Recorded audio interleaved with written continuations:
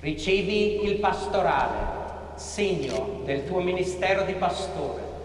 Abbi cura di tutto il gregge nel quale lo Spirito Santo ti ha posto come vescovo a reggere la Chiesa di Dio.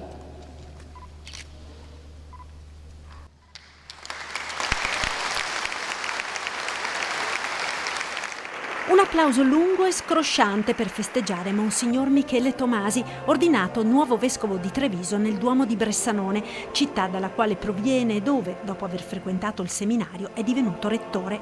17 vescovi, 230 sacerdoti, molti fedeli a partecipare alla fastosa cerimonia concelebrata dal vescovo di Bolzano Bressanone Ivo Muser, l'arcivescovo di Trento Lauro Tisi ed il vescovo emerito di Treviso Gianfranco Agostino Gardin, del quale il prossimo 6 ottobre Tomasi prenderà il posto. Ai numerosi presbiteri, diaconi e fedeli giunti da Treviso si è rivolto direttamente il nuovo vescovo nel suo primo discorso dopo l'ordinazione.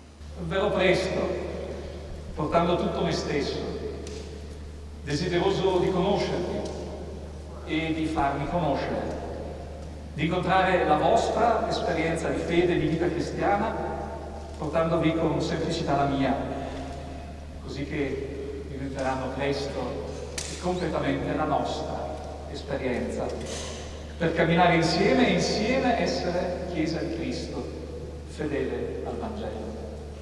A Treviso il vescovo porterà la reliquia del beato Josef Mayer Nusser, vittima del nazismo, reliquia donatagli dal vescovo di Bressanone affinché la porti nella Marca come esempio di una persona retta che seppe dire no. E ciò, ha sottolineato il presule, è particolarmente importante in un'epoca come la nostra, talvolta contraddistinta da superficialità e populismi. Gratis date è il motto scelto dal vescovo Tomasi, motto ispirato al verso del Vangelo nel quale Gesù esorta gli apostoli a darsi da fare per i fratelli più bisognosi. Una cerimonia solenne e partecipata nella quale c'è stato anche spazio per un fuoriprogramma con una corale risata quando il neovescovo ha consegnato al consacratore, come da tradizione, un piccolo dono. Non avrei mai pensato di arrivare a un momento simile, ma davvero credo che il Signore voglia che i nostri cuori siano lieti nella festa e nell'amicizia.